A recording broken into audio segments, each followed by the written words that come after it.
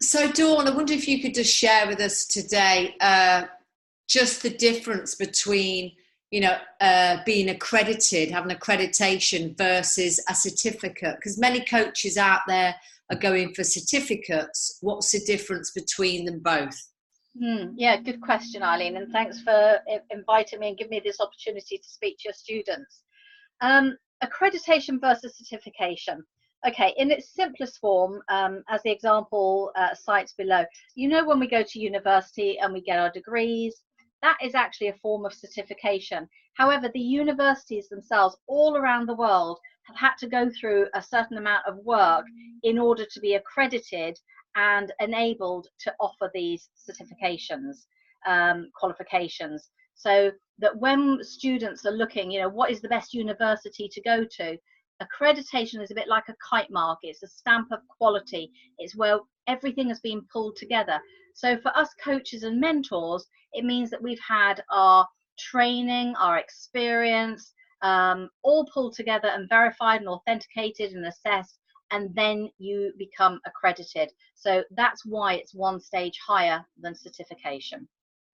Okay? So your students are going to get a certificate from you, Eileen, but they get an accredited certificate because they've come through an accredited course.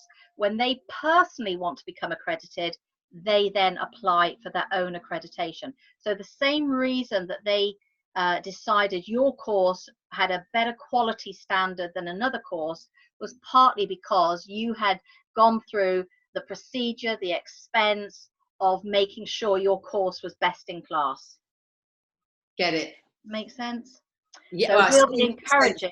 Yeah, exactly. We'll be encouraging your students at the end of their certified accredited course to apply for their own accreditation. Absolutely.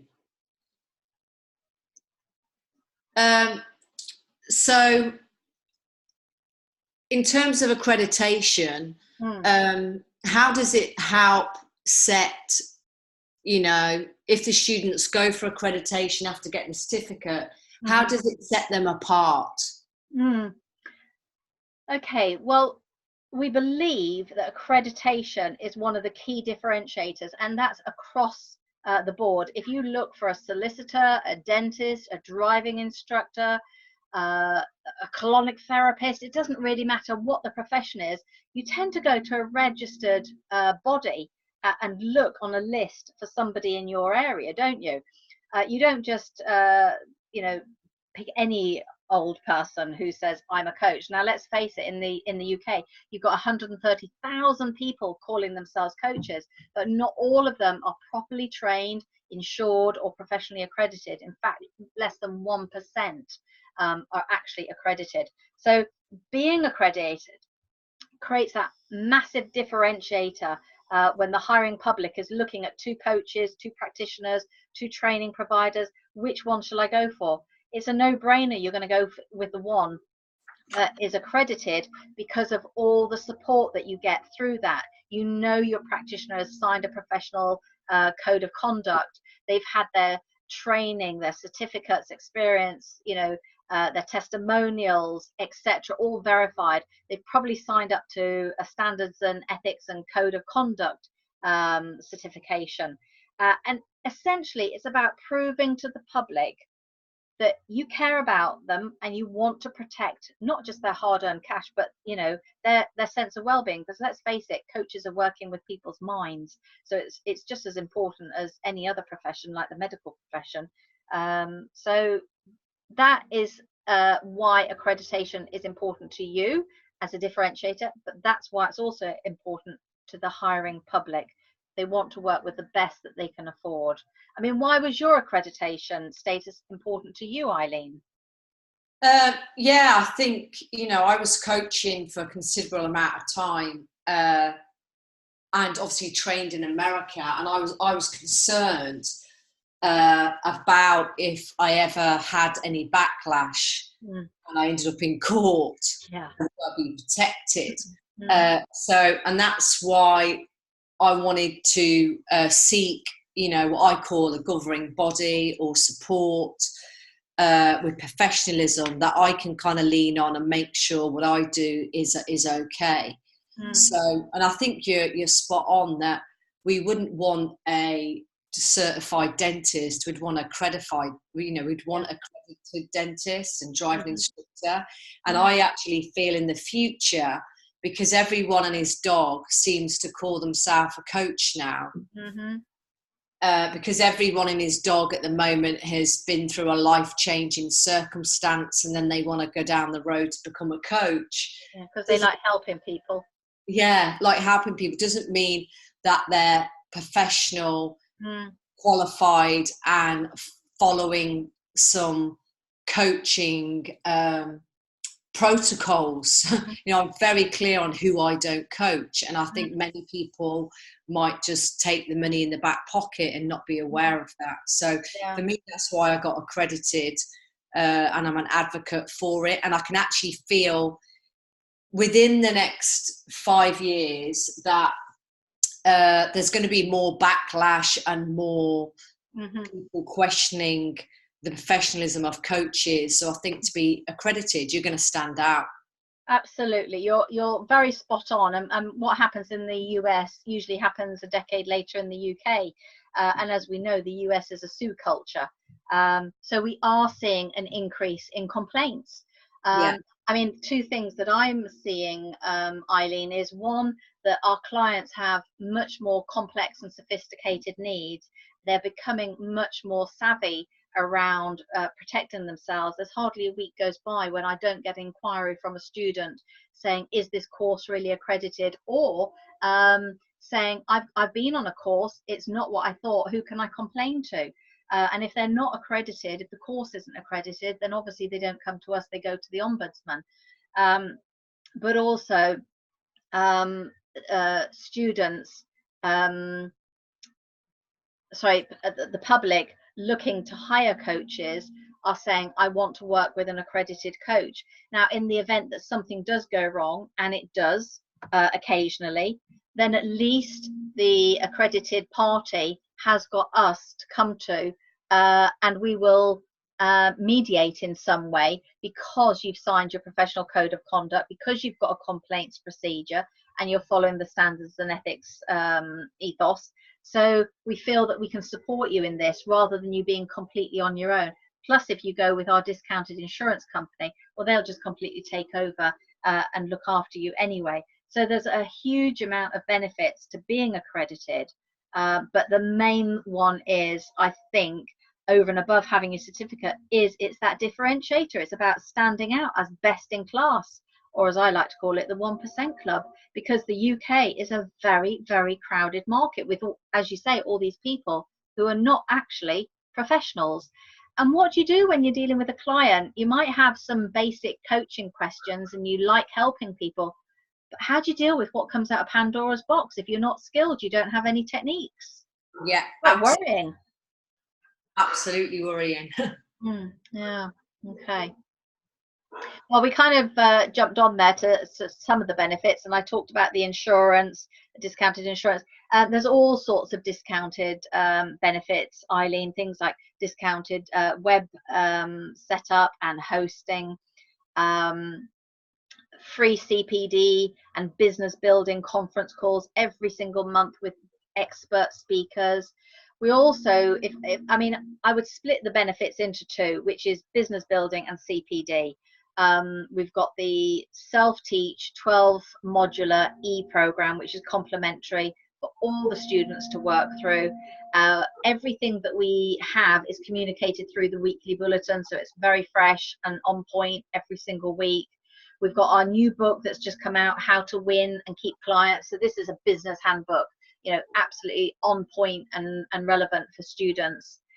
And when you do become accredited, you get a PDF checklist, which means that you're not overwhelmed, because there's a lot to do on social media. Get your profile directory up, navigate the secure members area, have access to the resources, like how do you write a contract? You don't need to. You can go to the resources area and download some samples. How do I write a complaints procedure? You don't need to. There's samples already in there, etc., etc. So everything that you need to run your business has already been written and is down there in the resource library for you to tailor as you wish. So there's a mass of value added benefits there for you.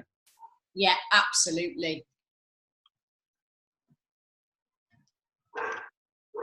So if they want to get accredited, what's the process? It's very easy because they've come through your course. That's one of the big benefits, Eileen. It's an automated system. They would pay online. They would get a 50% discount from somebody who's come through a non-accredited course. They'd receive an email detailing all the evidence that is required in their portfolio, things like your certificate, other certificates, coaching log, etc. They will need to book a 30-minute assessment call. It's not a role play, it's a real live call. And they'll complete a self-reflection on that. And we took away the essay because what we realized a couple of years back that some people are very academic and very good at writing essays, but they weren't necessarily very good in the delivery of a real live coaching call. So we got rid of the essays and we got rid of the recordings. So it's a 30-minute live assessment call and just a 5-minute self-reflection. It's part of your CPD. What did you get out of the call? What are you going to do better next time, so that when you upgrade, those are the things you're focusing on. You'll sign your code of conduct. You'll fill out the standards and ethics questionnaire. And then once you're successfully accredited, it's valid for 3 years, providing you pay your annual renewal every year, which is obviously a much lower rate than the application to join. And then every 3 years, whether you're an individual or a course, we all go through a mini assessment. That's just to check what was originally accredited is still being delivered now. We've not developed any bad habits. Yeah. And I know from mine, you know, and I did mine with you, my assessment, it was good. It keeps you on your toes. It makes you question and look at your own coaching. Yeah. And I know we get to speak regularly, and that supports me whenever I'm thinking about this in my business or that in my business. So, you know, that's a huge benefit. Yeah, good. And what I'm also hearing, Eileen, and much more so recently, is that the feedback that we get from people taking the assessment, there's a certain amount of nerves. Of course there are. You know, it's an assessment. Nobody likes to be assessed. But they're saying it's a real experience. It's very affirming. It's a confidence boost. And it's a real sort of a sense of pride that they've put themselves through this and they've come through. Even the ones who haven't passed at their first attempt, not everybody does. I would say probably close to 10% don't achieve the results that they want. But we work with them doing CPD. We point them in the direction of some more training. They come back a couple of months later, and I think almost without exception, most have then got a good grade. So it's a massive boost to their self-esteem that they're on the right path. They do know what they're doing, because we all have moments where we think, oh, I don't know if I'm good. I don't know if I'm cut out with this. You know, how much of a difference can I really make, etc. And this is affirmative that, yeah, you can do this. So we're getting lovely feedback from people saying, I'm glad I did it. It was a bit frightening, but this is what I got out of it. Yeah, I didn't find it frightening. I loved it. So you're one of those rare people then that just, you know, gung-ho, you love all those challenges. Well, I just think we should be walking our talk. And if we, you know, to change means that our own clients have to go through an element of feeling uncomfortable. So I feel that we should do that too. Yeah. Yeah. Good point. Good point.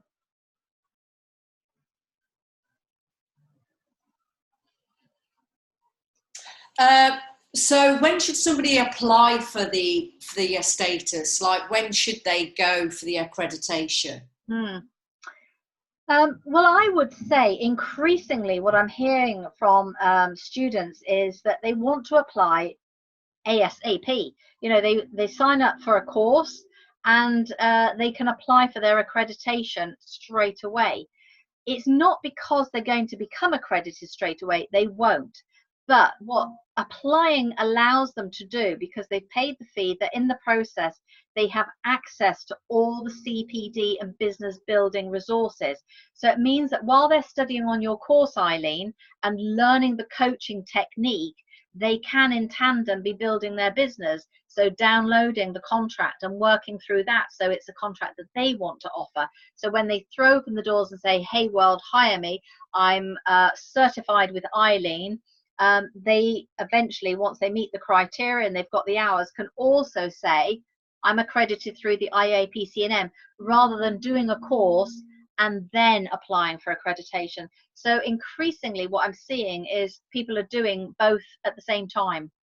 Yeah.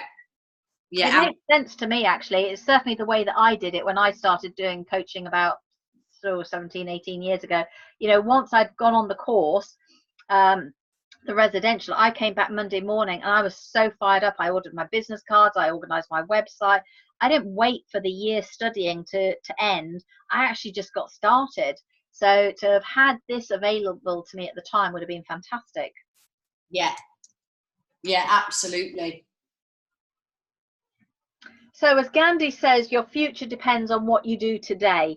I mean, we say, don't we? You know, whatever you were doing 5 years ago, if you're living on a diet of fish and chips, reading The Sun and gossiping around the coffee machine, you're probably still going to be there 5 years later. So what you do today really does have an impact on your future. So I think what I would say to your students is, if not now, if accreditation isn't right for you now, ask yourself, if not now, when? What is it you're putting off? Because obviously there's a lot you could be benefiting from. And if the time is right and what Eileen have said and I have said resonates with you, and you're a bit like us, quite gung-ho and ambitious, and you just want to get into it, then obviously you've got questions, ask Eileen or myself, probably myself, and we'll look forward to welcoming you to our growing community of global practitioners around the world who are properly trained and professionally accredited. Yeah, and if I could share one of my kind of intentions is also, you know, my, you know, certified coaching program is giving people great quality and great insights into how to coach. Mm-hmm. One of my reasons for that was also that they can go out and coach their community, and there's more than enough people in the world for us all to have our space, our place on the jigsaw puzzle, as I say. And I think what will be really good, one of my intentions are that clients of mine would create their own accredited programs, because I've got clients who are, I don't know, that do like dance or yoga or Pilates, and could merge and do fusions of coaching and movement and get those accredited. So for me, it's not only them being accredited, but them being able to have their own coaching program certified. Absolutely. I mean, just before my call with you, Eileen, I was speaking to somebody who's a walker, a coach and a walker, and I'm also a Nordic walking instructor and a coach. And I've merged it as a business. So, that, you know, yoga, Pilates, and so on. It's a fabulous idea. I love it. Yeah, absolutely. Well, thank you for that, Dawn. You're very welcome. It's nice to spend time with you and your students, as always. And I dare say we'll speak again. Thank you. Yeah, absolutely. Take care. And you.